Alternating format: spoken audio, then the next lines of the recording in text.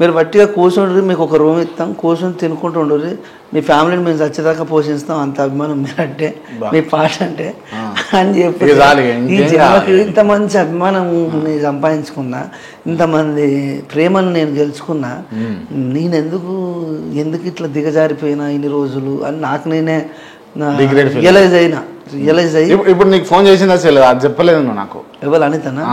లేదన్నా, అట్లా లేదు, చేయదు, అంత దూరం రాదు ఆడిక, అంత సినిమా లేదాడా. సరే ఒక్కసారి అనిత పాట మళ్ళీ ఒకసారి తప్పకుండా కోసం.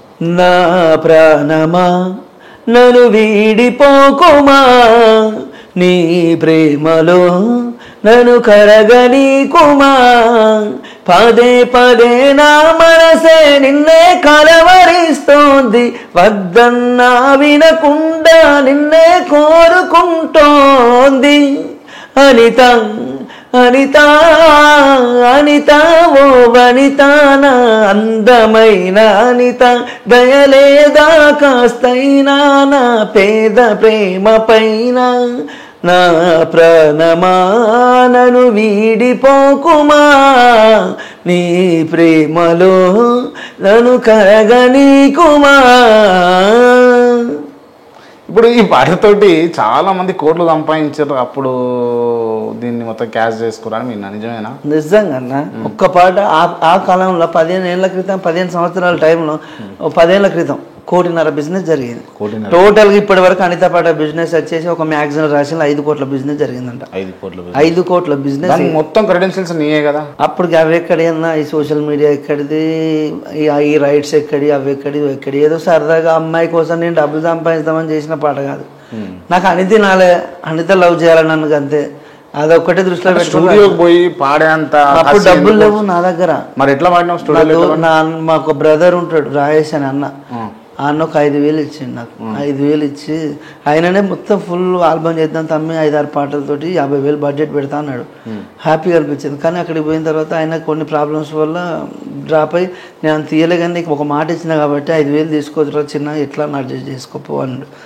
పోయినా మా ఊరు పక్కన వాళ్ళందరూ ఆల్బమ్ చేస్తాను, ఒక ఫ్రెండ్స్ సురేందర్ అని అన్న వాళ్ళ బృందం పోయి కలిసి, నా దగ్గర ఒక పాట ఉన్నదన్న మీరు పెట్టుకుంటే, బ్రదర్ మరి మేమైతే మనిషికి డబ్బులు వేసుకొని చేస్తాను, నువ్వు కూడా ఎంతో కొంత ఇస్తా అంటే పాట పాడిస్తావు అంటే, ఓ 3,000 ఇచ్చిన. నేను కూడా ఇచ్చిన ఆ పాట నేనే పాడుకున్నా.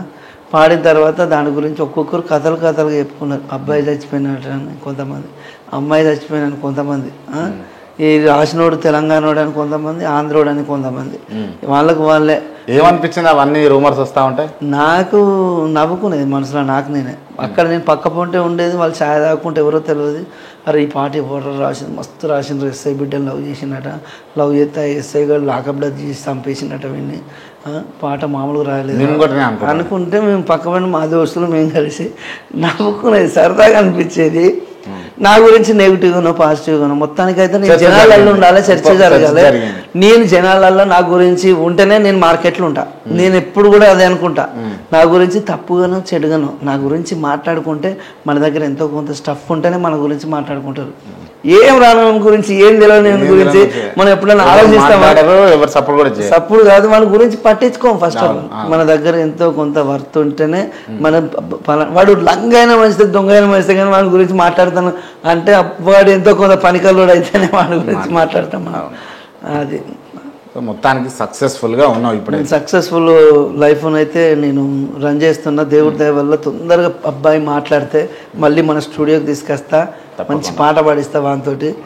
నేను కూడా ఏంటంటే మీరు చేసిన సహాయానికి గాను త్వరలోనే మన కేఆర్ టీవీ గురించి నా తరపు నుంచి ఒక 1 వీక్లో అద్భుతమైన పాట మన ఛానల్ గురించి, మన ఛానల్ చేసే కంటెంట్లను దృష్టిలో పెట్టుకొని, మీరు అంటే మీరు చేసే ఇంటర్వ్యూస్ అన్నింటిని దృష్టిలో పెట్టుకొని, పొలిటికల్గా కావచ్చు, అది సామాజికంగా కావచ్చు, మంచి ఏంటంటే అన్ని విధాలుగా మీరు నాలాంటి కళాకారులను ప్రోత్సహించే విధానం కావచ్చు, అన్ని దృష్టిలో ఉంచుకొని మన కేఆర్ టీవీ గురించి ఒక మంచి అద్దరిపోయే ధూమ్ధామ్ అంటే ఒక మంచి గట్టి పాటనైతే 1 వీక్లో నా తరపు నుంచి మీకైతే నేను అందివ్వడం జరుగుతుంది.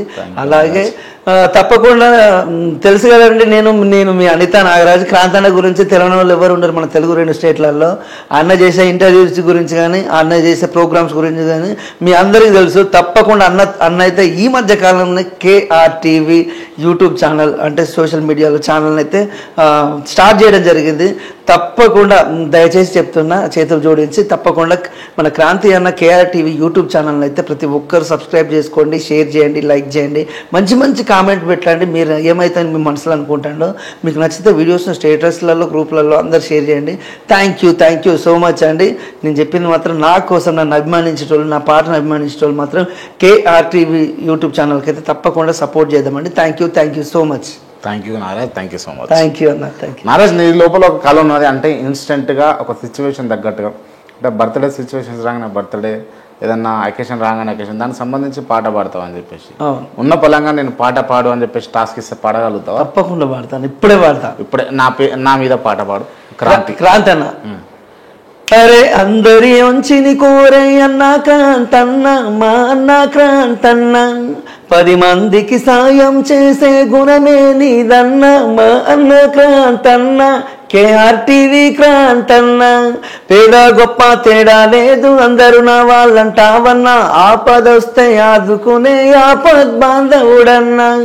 జయ హో మా క్రాంతన్న, జయమే నీదన్నా, జనం గుండె చప్పుడై ముందుకు సాగాలన్నా. జయ హో మా క్రాంతన్న, జయమే నీదన్నా, జనం గుండె చప్పుడై ముందుకు సాగాలన్నా. అందరి మంచిని కోరే అన్న క్రాంతన్న, మా అన్న క్రాంతన్న. Thank you Naraj, thank you so much.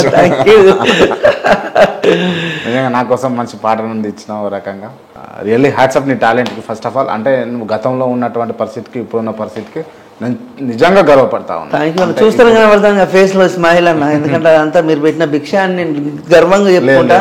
అంటే ఎట్లా చెప్పాలన్న, ఏం తెలియదు నాకు అప్పటి వరకు. కొంచెం ఇబ్బందులలో ఉన్న ధైర్యం చెప్పిళ్ళు నాకు, ప్రోత్సహించేళ్ళు నన్ను. కాబట్టి నేను చాలా విధాలుగా హ్యాపీగా ఇప్పుడు ఏంటంటే మీలాంటి వాళ్ళ సపోర్ట్ వల్ల ఇంత దూరం వచ్చిన.